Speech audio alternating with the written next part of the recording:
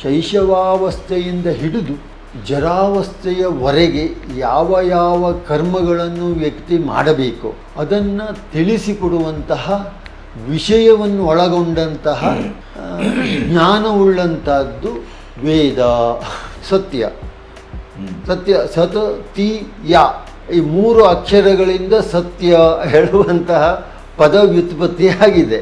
ಸತ್ಯ ಅಂದರೆ ಯಾವಾಗಲೂ ನಿತ್ಯವಾಗಿರುವಂಥದ್ದು, ಸುಳ್ಳೇ ಅಲ್ಲದೇ ಇರುವಂಥದ್ದಕ್ಕೆ ಸತ್ಯ ಅಂತೇಳಿ ಹೇಳ್ತಾರೆ. ಆ ಸತ್ಯವನ್ನು ಹೇಳಿದಾಗ ಅಂತರಂಗ ಒಪ್ಪುಕೊಳ್ಳುತ್ತದೆ. ಈಗೇನಾಗಿದೆ, ವೇದ ಅಂದರೆ ಕೇವಲ ಬ್ರಾಹ್ಮಣರು ಸುತ್ತೋದು, ಬಾಕಿ ಯಾರೂ ಓದಬಾರ್ದು, ತಿಳ್ಕೊಳ್ಬಾರ್ದು. ವೇದವನ್ನು ಬಿಟ್ಟು ಮನುಷ್ಯ ಬದುಕೋದೇ ಇಲ್ಲ.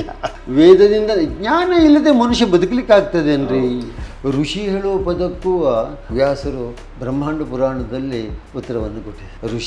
ಋಷಿಕೆಯರು ಸ್ತ್ರೀಯರು ಕೂಡ ವೇದವನ್ನು ಓದ್ತಿದ್ರು.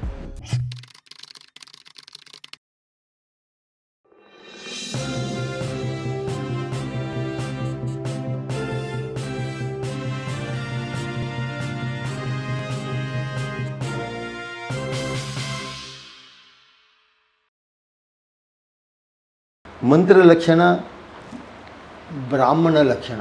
ಇದು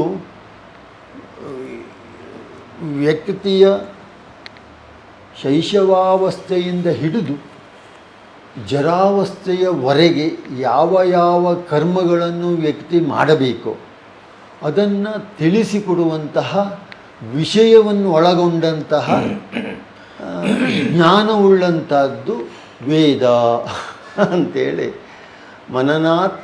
ಮನನಾತ್ ತ್ರಾಣ ಸಂಯುಕ್ತವಾತ್ ಮಂತ್ರ ಇತ್ಯಭಿಧೀಯತೆ. ಮನನವನ್ನು ಮಾಡಿಕೊಳ್ಬೇಕು, ತ್ರಾಣವನ್ನು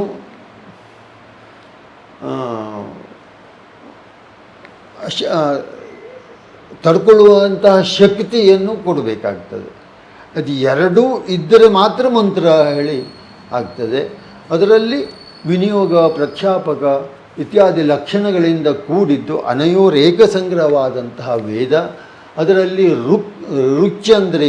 ರುಕ್ ಅಂದರೇನು, ಯಜಸ್ಸು ಅಂದರೇನು, ಸಾಮ ಅಂದರೇನು, ಅಥರ್ವ ಅಂದರೇನು, ಎರಡು ಪದ್ಯ ಗದ್ಯಾತ್ಮಕವಾದಂತಹದ್ದು ಅರ್ಥಾತ್ ವೇದ ಹೇಳುವ ಪದಕ್ಕೆ ವೇದ್ಯಂತೆ ಜ್ಞಾಪ್ಯಂತೆ ಧರ್ಮಾರ್ಥ ಕಾಮಮೋಕ್ಷಾಃ ಇತಿ ವೇದಾಃ ಕರಣೆ ಘಂಜ್ ಪ್ರತ್ಯಯ ಮಂತ್ರಬ್ರಾಹ್ಮಣಿಯೋ ವೇದನಾಮಧೇಯತ್ವಂ. ಇದೇ ರೀತಿಯಲ್ಲಿ ಪ್ರಾಚೀನರು ಹೇಳ್ಕೊಂಡು ಬಂದದ್ರಿಂದ ಆ ರೀತಿಯನ್ನು ಬಿಟ್ಟು ಕೂಡ ನಮ್ಮ ಹತ್ರ ಹೇಳಲಿಕ್ಕೆ ಕಷ್ಟವಾಗ್ತದೆ.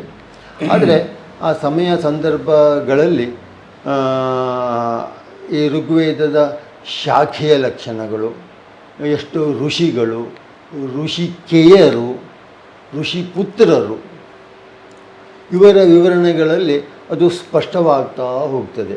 ಅಲ್ಲಿ ವಿಧಿ ಅಂದರೆ ಏನು, ನಿಂದೆ ಅಂದರೆ ಏನು, ಸಣ್ಣ ಕಥೆ ಅಂದರೆ ಏನು, ದೊಡ್ಡ ಆಖ್ಯಾನ ಅಂದರೆ ಏನು, ಒಂದು ಕಾವ್ಯಮಯವಾಗಿ ಇರುವಂತಹ ಕಥೆ ಅಂದರೆ ಏನು ಹೇಳುವಂಥದ್ದೆಲ್ಲ ಆಯಾ ಪ್ರಭೇದಗಳಲ್ಲಿ ಹೇಳ್ಕೊಳ್ತಾ ಹೋಗುವ.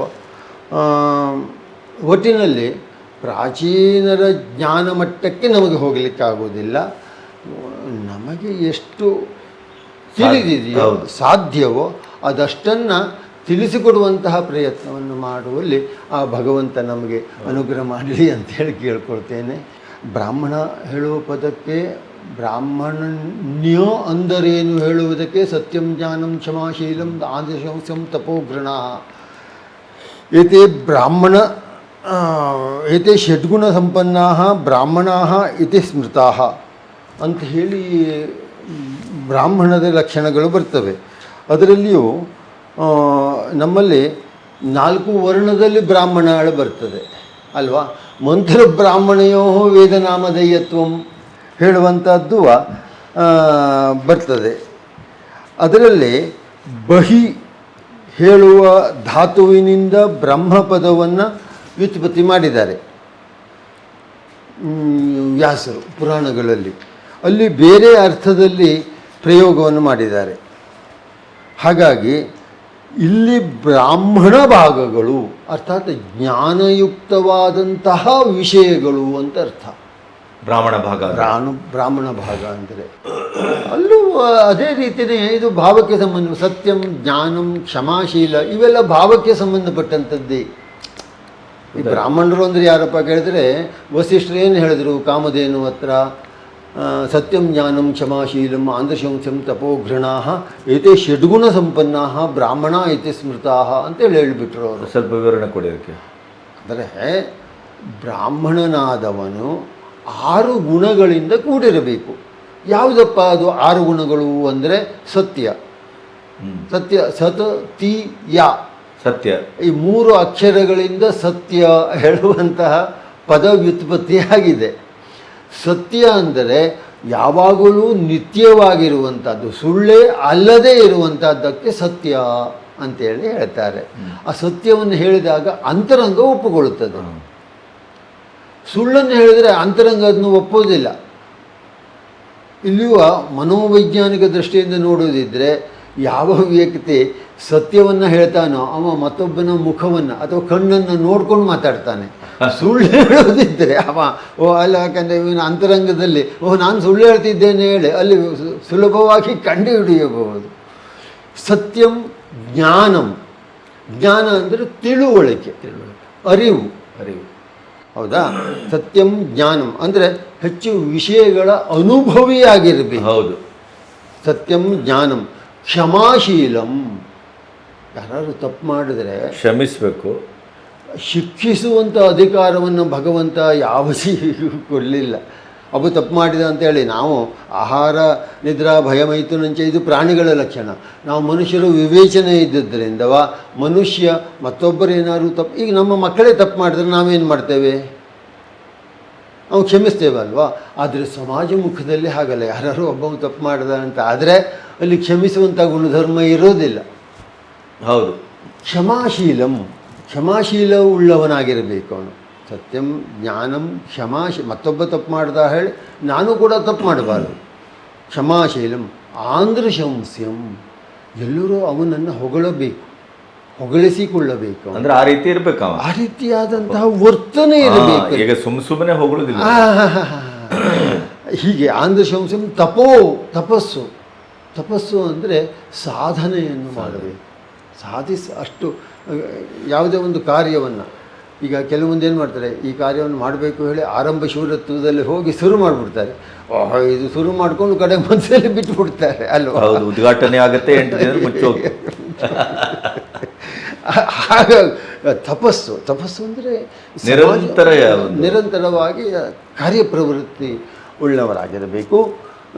ಕ್ಷಮಾಶೀಲಂ. ತಪೋ ಘೃಣ, ವಜನೆ ಇರಬೇಕು, ವೇಟ್ ಇರಬೇಕು. ಏನು ಕೇವಲವಾಗಿ ಗೌರವಯುತವಾಗಿ ಮಾತಾಡುವ ಹಾಗೆ ಇರಬೇಕು. ವ್ಯಕ್ತಿ, ಒಂದು ಸಮಾಜ ಅವನನ್ನು ಗೌರವಿಸಬೇಕು. ಇದೇ ಷಡ್ಗುಣ ಸಂಪನ್ನ, ಇನ್ನೂ ರಾಶಿ ವಿವರಣೆ ಇದೆ. ಷಡ್ಗುಣ ಸಂಪನ್ನ ಬ್ರಾಹ್ಮಣ ಇತಿ ಸ್ಮೃತಃ ಅಂತೇಳಿ ಹೇಳಿದರು. ಇಲ್ಲಿ ಅಕ್ಷರ ಪರಿಮಾಣಗಳಲ್ಲಿ ಕಾವ್ಯಗಳ ಲಕ್ಷಣಕ್ಕೆ ಸಂಬಂಧಪಟ್ಟು ವೈದಿಕವಾಗಿ ಈ ಪದದ ಪ್ರಯೋಗವನ್ನು ಮಾಡಿದ್ದಾರೆ. ವಿನಿಯೋಗ, ಪ್ರಖ್ಯಾಪಕ, ವಿಧಿ, ನಿಂದ, ಪ್ರಖ್ಯಾನ, ಆಖ್ಯಾನಾದಿಭಿ ತಸೇವ ಅಭಿಪ್ರಾಯೋ ಬ್ರಾಹ್ಮಣ ರಾಶಿ ಅಂತ. ಇಲ್ಲಿ ಕರ್ಮಕ್ಕೆ ಹೆಚ್ಚು ಪ್ರಾಧಾನ್ಯತೆಯನ್ನು ಬ್ರಾಹ್ಮಣ ಭಾಗದಲ್ಲಿ ಕೊಟ್ಟಿದ್ದಾರೆ. ಇಲ್ಲಿ ಜ್ಞಾನಕ್ಕೆ ಹೆಚ್ಚು ಪ್ರಾಧಾನ್ಯತೆಯನ್ನು ಋಗ್ವೇದದಲ್ಲಿ ಗದ್ಯ ಪದ್ಯಾತ್ಮಕವಾಗಿ. ಒಟ್ಟಿನಲ್ಲಿ ಇದು ಒಂದು ಕಾವ್ಯವೇ. ಯಾವುದು? ವೇದ ಹೇಳುವುದು ಕೂಡ ಒಂದು ಕಾವ್ಯವೇ, ಪುರಾಣವೂ ಕೂಡ ಒಂದು ಕಾವ್ಯವೇ. ಆದರೆ ಆ ಲಕ್ಷಣವೇ ಬೇರೆ, ಪುರಾಣಕ್ಕೆ ಲಕ್ಷಣ ಬೇರೆ, ಈ ಲಕ್ಷಣವೇ ಬೇರೆ. ಈ ಲಕ್ಷಣ ಪುರಾಣದ ಲಕ್ಷಣ. ಪುರಾಣಂ ಪಂಚಲಕ್ಷಣಂ ಅಂತೇಳಿ ಹೇಳಿಬಿಟ್ರು ಅವರು ವ್ಯಾಸರು. ಏನು? ಸ್ವರ್ಗಶ್ಚ ಪ್ರತಿಸರ್ಗಶ್ಚ ವಂಶೋ ಮನ್ವಂತರಾಣಿ ಚ,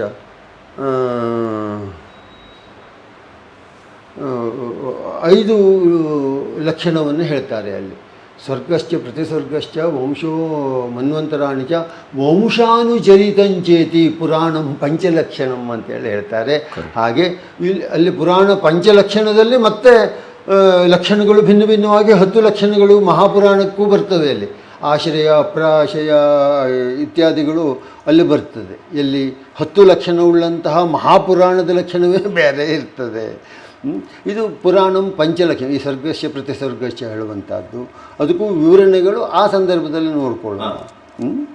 ಹಾಗಾಗಿ ಇದು ರುಚಾಮ್ ಅಂದರೆ ಏನಪ್ಪ? ಛಂದೋ ಯದಕ್ಷರ, ಯಾವ ಅಕ್ಷರ ಪರಿಣಾಮಗಳ ಛಂದೋಬದ್ಧವಾದಂತಹ ಅಕ್ಷರಗಳಿಂದ ಕೂಡಿದಂತಹ ಈ ಒಂದು ಕ್ರಮಕ್ಕೆ ಮಂತ್ರ ಇತ್ಯಾದಿಗಳನ್ನು ಹೇಳ್ಕೊಂಡು ಹೋದರು ಅವರು.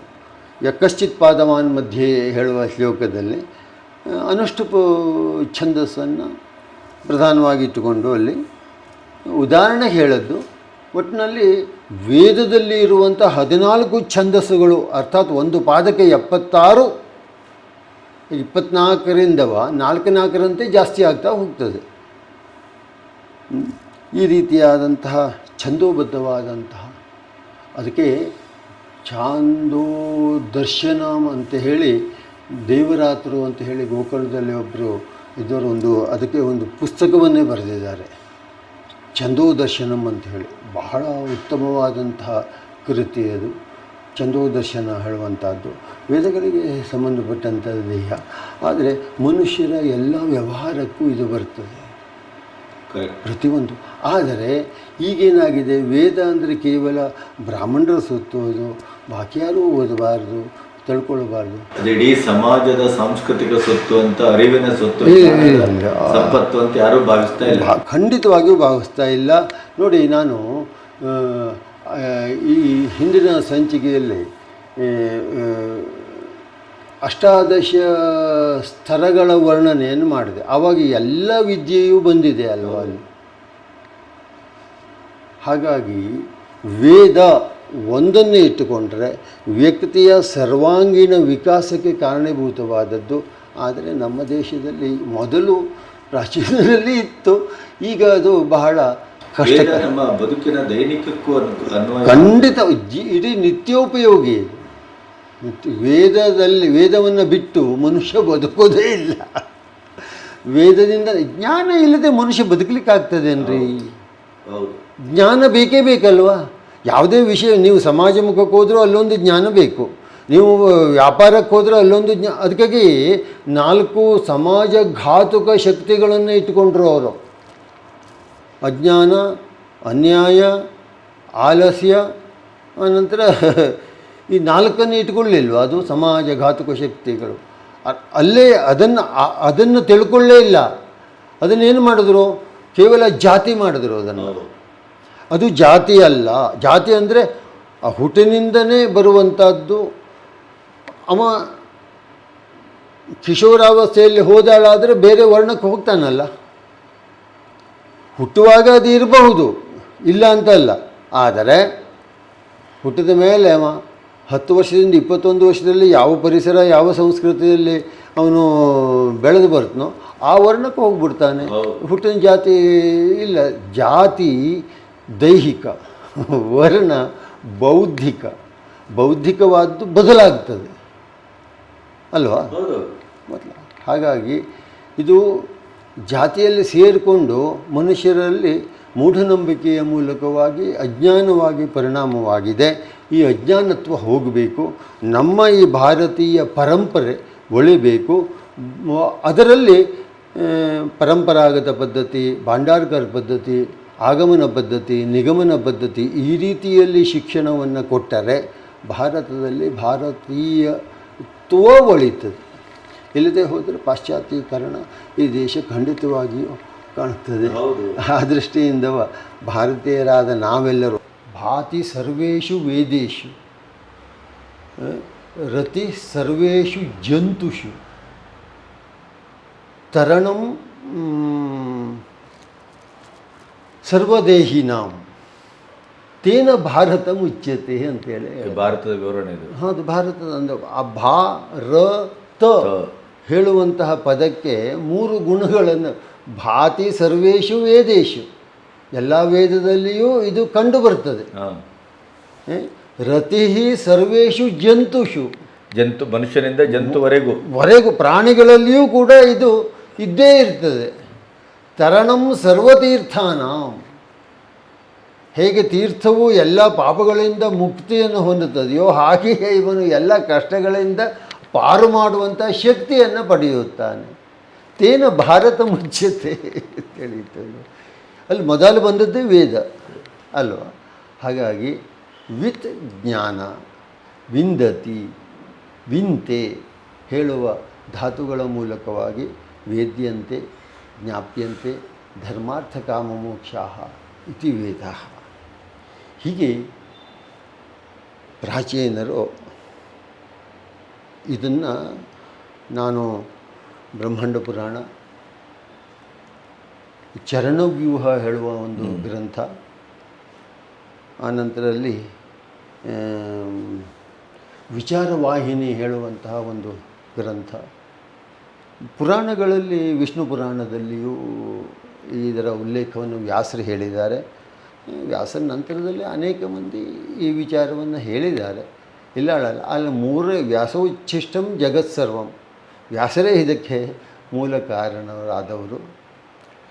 ಋಷಿಗಳು ಈಗ ಅರ್ಧಪೌರುಷೇಯ ಅಂತೇಳಿ ಹೇಳಿದೆ ನಾನು ಅಲ್ವಾ.